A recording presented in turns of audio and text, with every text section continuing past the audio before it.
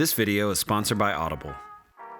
This week I made this super DIY bookcase out of steel and threw in a stained Shou Sugi shelf that gives it a pop of color. This is a limited tools project, and all you need to build this bookcase is an angle grinder, a drill, a circular saw, and a small handheld propane torch. I think anyone could build this bookcase, and I really think it's the perfect first time project for someone that's new to DIY. Okay, let's jump into the build and see how this is done. There is zero welding on this build, so this is a great place to start if you're interested in working with metal, but don't want to invest in all the welding equipment. For this project, I'm using this 4x8 sheet of 10 gauge steel, and I went ahead and had them cut it down to 52.5 inches at the steel yard, which makes it easier to transport in my truck and easier to move around myself. Now to cut it, all I'm using is an angle grinder and a cutoff disc. So all I need to do is measure over, clamp on a straight edge, and get to cutting. The sides and the top of this bookcase are 14 inches wide, and the shelves are made from 2x12s, which are 11.25 inches wide. This is going to give the shelves the appearance of floating inside the outer shell of this bookcase. With the straight edge clamped in place, I could use a cutoff disc to first score a straight line into the steel along my mark. With that groove established, I could remove the straight edge and cut all the way through, pulling against the cutoff disc so it doesn't want to run away from me. With the first side panel cut, I needed to repeat all of that to cut the second side to the same dimensions.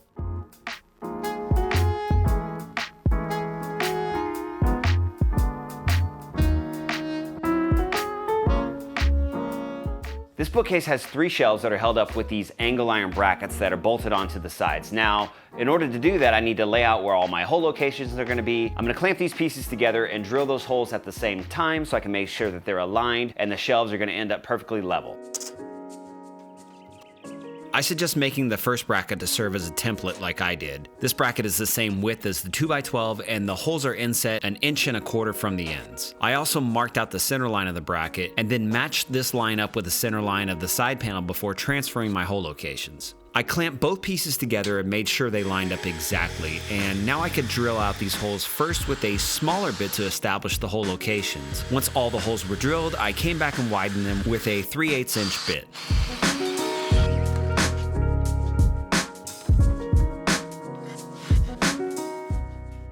Okay, so the next thing I've got to do is take this 12 gauge angle iron and turn it into 8 of these shelf brackets. Now these attach to the side of the bookcase, and there's 2 bolts that will hold it in place. And then I'll have to drill 2 more holes on the top where I'll attach the shelves with lag screws from underneath. I'm just gonna clamp the angle iron to my workbench and make all these cuts, and that should go fairly quick.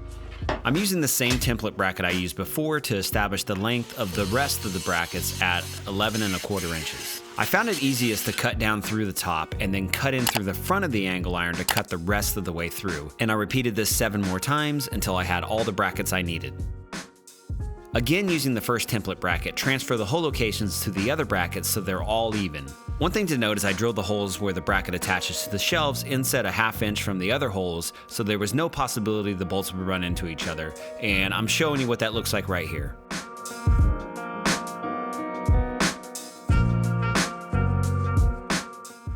Okay, now it's time to move on and make the shelves, and for that I'm using a 2x12, and I actually had to buy one that was 10 foot long because my Home Depot didn't have an 8-footer, but all you need for this project is one 8-foot 2x12. Now to cut these shelves, all I'm gonna use is a circular saw, and in order to keep those cut straight, I'm gonna use a speed square.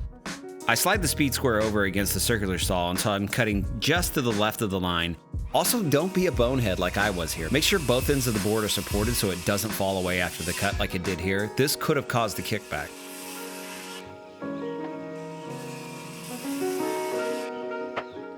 On the shelves, I'm gonna leave 2 of them the raw wood, but for the top shelf, I'm gonna do a process called Shou Sugi. I've got a whole video tutorial on how to do this. You can check that out when you're done with this. In the past, I've done it with a large weed burning torch. This time, I'm gonna use a small handheld torch, and then after that, we can come back and apply the stain. This was the most simple form of Shou Sugi I've done yet, and I liked how much control I had over the burn. The only drawback I see is you don't get as even of a burn as you do with a larger torch, and it can come out looking a bit splotchy. But since I'm adding stain, it should cover up any unevenness. I'm only burning 1 shelf, but you could do all 3 or skip this step entirely. It's really up to you.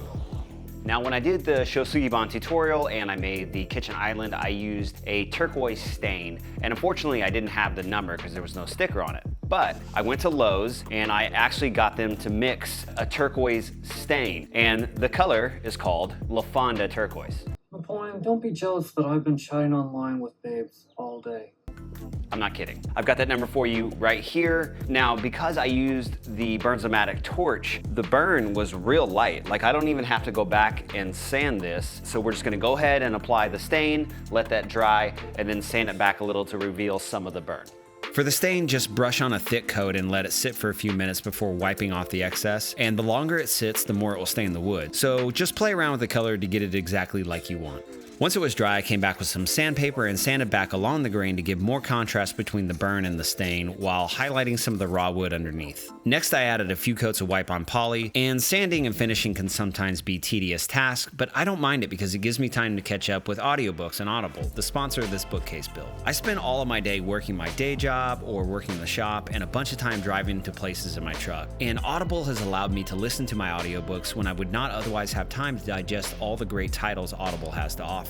Right now, get your first audiobook for free plus 2 Audible originals when you try Audible for 30 days. Visit audible.com/JohnnyBuilds or text JohnnyBuilds to 500-500. Audible is where so many inspiring voices and compelling stories open listeners up to new experiences and ways of thinking. Every month, Audible members get 1 credit good for any audiobook they choose, plus 2 Audible originals from a changing selection that they can't get anywhere else. One of my favorite situations to listen to audiobooks is while I'm running, and one audiobook that truly inspired me to take my running and my health to the next level is Finding Ultra by Rich Roll. I love Rich's story of going from 50 pounds overweight, transitioning to a plant-based diet, and then diving into endurance events. This story inspired me to switch to a plant-based diet and begin running ultra marathons myself. So visit audible.com/JohnnyBuilds or text JohnnyBuilds to 500-500 to get started with Audible today. Thanks, Audible.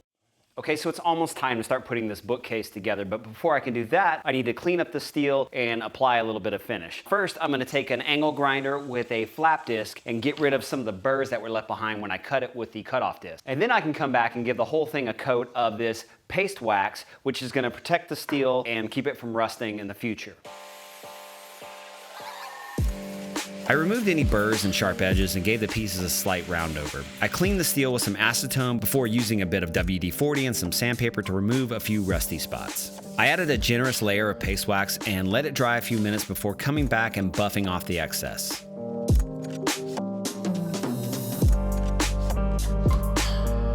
Okay, we got finish on all the shelves, wax on all the metal pieces, and now it's time to attach these shelf brackets to the actual undersides of the shelf. And to do that, we're gonna drill a 1/4 inch hole and then use these 5/16 lag screws to attach these from the underside like so.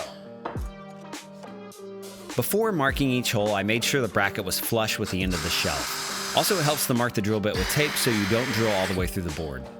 Again, I'm using these 5/16 lag screws that are 1.25 inches long to attach the brackets to the underside of the shelves. Now I can attach the shelf brackets to one of the side panels with these 5/16 bolts, some washers, and some lock nuts.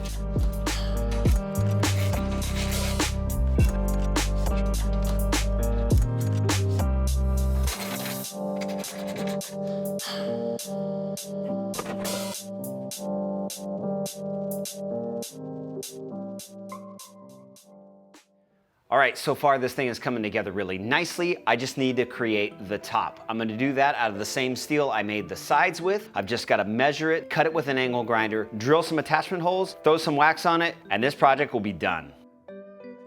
I waited to the end to cut the top piece so I could measure it to its exact dimensions needed, and this time I have to make 2 cuts. I cut it to 14 inches wide first and then marked the length by placing it on top of the bookcase. This was the last cut I had to make, and I was glad because it was about 105 degrees and I was sweating all over these steel panels. With that done, I marked the hole locations to attach the top panel to the brackets and drilled them just as I did the other holes. After the top was cleaned and waxed, I could attach it to the top of the bookcase with some more 5/16 bolts, and I could call this project done.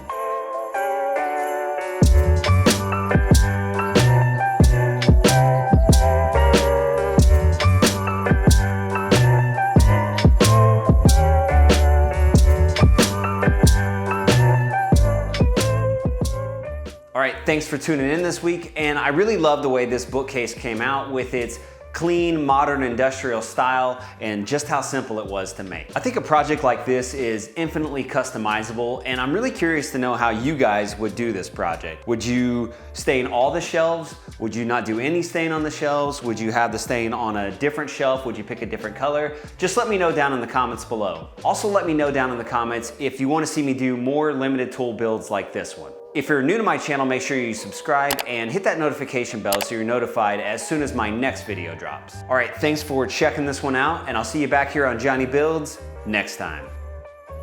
I'd also like to take a minute to say thanks to my Patreon supporters, especially Jenny and Davis and Bevelish Creations, with a special thanks to my top patrons, David Britton, Matt Varagese, DFM Toolworks, and Daniel McBride. My patrons get access to early video releases, exclusive merch, online video chats, and more. Find out more about joining the JB tribe below.